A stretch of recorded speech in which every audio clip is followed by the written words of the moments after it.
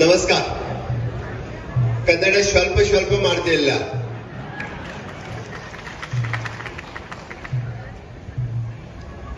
मराठीमध्ये बोलू की हिंदीमध्ये बोलू या द्विधा मनस्थितीत मी आहे.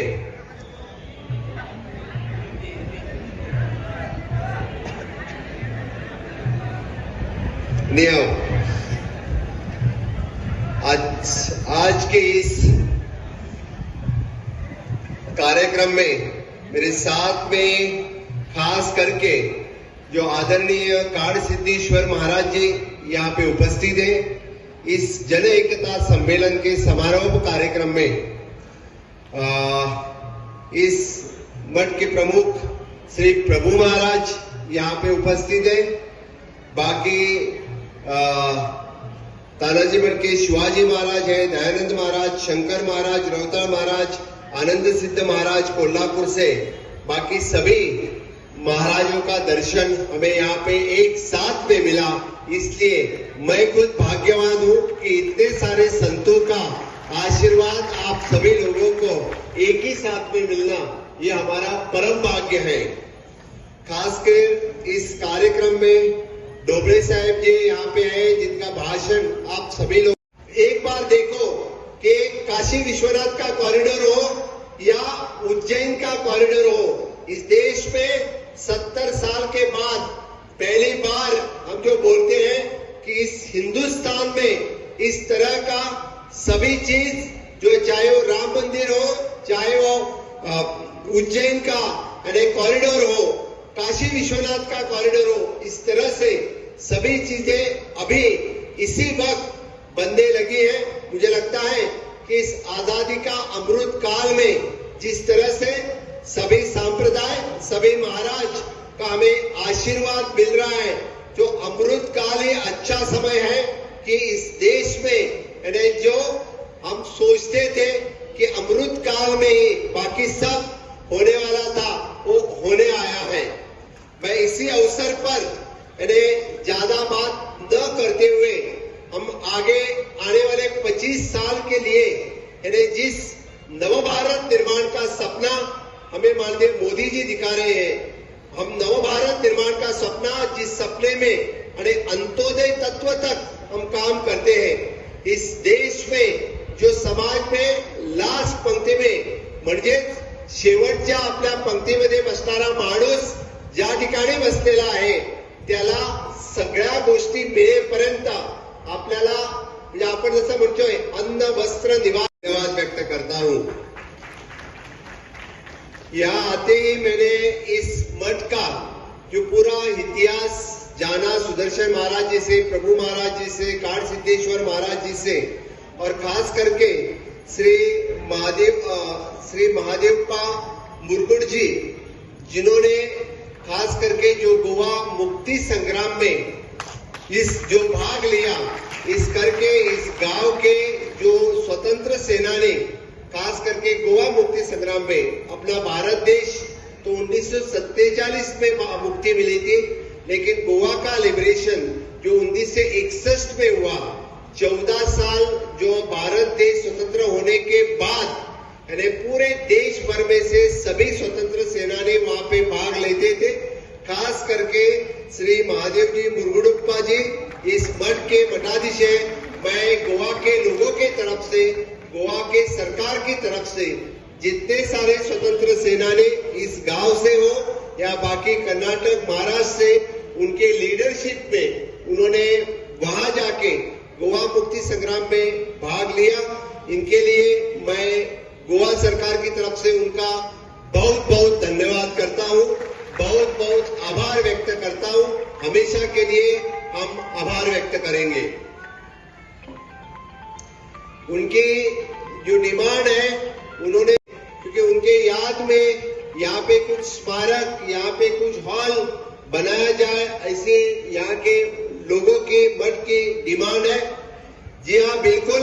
मैं खुद ये पूरा जो उन्होंने प्रपोजल दिया है, उस प्रपोजल का निश्चित रूप से उनको जो आश्वस्त करना है कि उनके याद में यहाँ पे जो हॉल, मठ या बाकी कुछ बनाने के लिए, लेकिन मैं इतना कहता हूं कि जिन्होंने गोवा मुक्ति संग्राम में पार्टिसिपेट किया उनके स्मारक स्वरूप या उनके याद स्वरूप गोवा सरकार की तरफ से यहाँ पे बिल्कुल बनाने के लिए हमारी इस 60th मुक्ति में हमारी पूरी कोशिश रहेगी।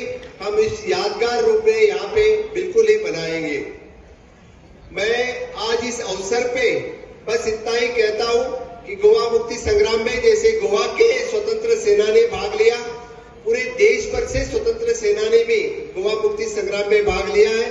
इस 60th लिबरेशन में पूरे साल भर में हमने हर जगह डिफरेंट प्रोग्राम किए, हर जगह उनको याद करने की कोशिश की।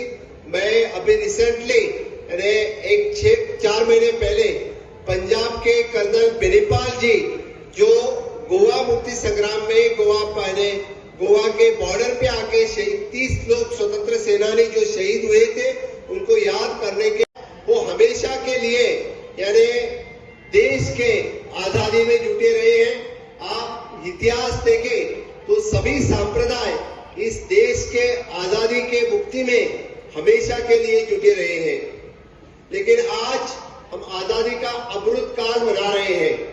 70 साल के बाद हम बोलते हैं कि जो अखंड भारत का सपना सच होना था, जम्मू कश्मीर से लेके कन्याकुमारी तक इस भारत देश अखंड रखने का कार्य किसी ने किया तो हमारे देश के प्रधानमंत्री नरेंद्र मोदी जी ने किया, जो 70 साल से नहीं हुआ था, जो इस बार हुआ।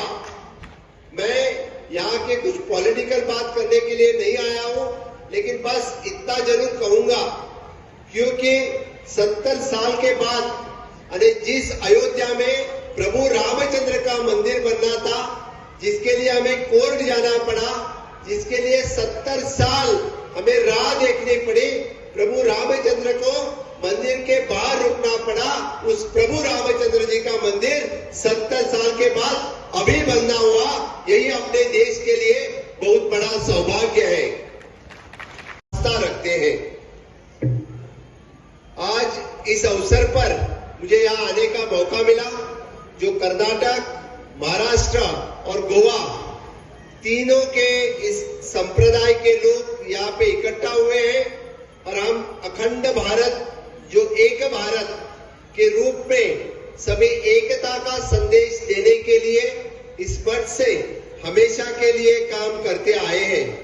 मैं अभी स्वामी जी से पूछताछ करने के बाद मुझे पता चला यह समानता और एकता के इसी भाव रूप से सभी के इस मठ का काम चलता है, जो महाराष्ट्र, कर्नाटक और हमारे गोवा में भी। मुझे बहुत ही अच्छा लगा कि इस मठ का संप्रदाय का काम गोवा में भी चलता है और गोवा के भी लोग आज यहाँ पे आए हैं, उनका भी मैं बहुत बहुत अभिनंदन करता हूँ।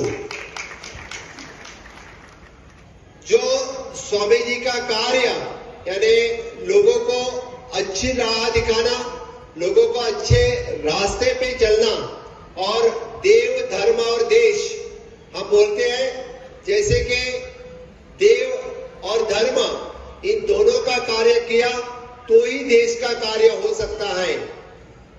तो स्वतंत्रता पूर्व जिस तरह से सभी संप्रदाय यानी देव का कार्य करते करते मुझे इस संप्रदाय ने दिया, इसीलिए मैं उनका भी आभार व्यक्त करता हूँ। आप लोगों के तरफ से मैं इस यहाँ पे पहुंचा और मुझे सभी मान्यवरों का आशीर्वाद मुझे मिला।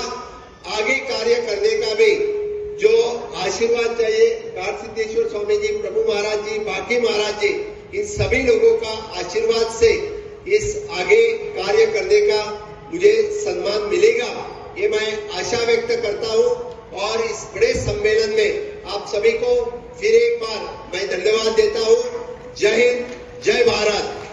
फिर एक बार पूरे दोनों हाथ उठा के भारत माता की, भारत माता की जय हिंद। वंदे वंदे। धन्यवाद।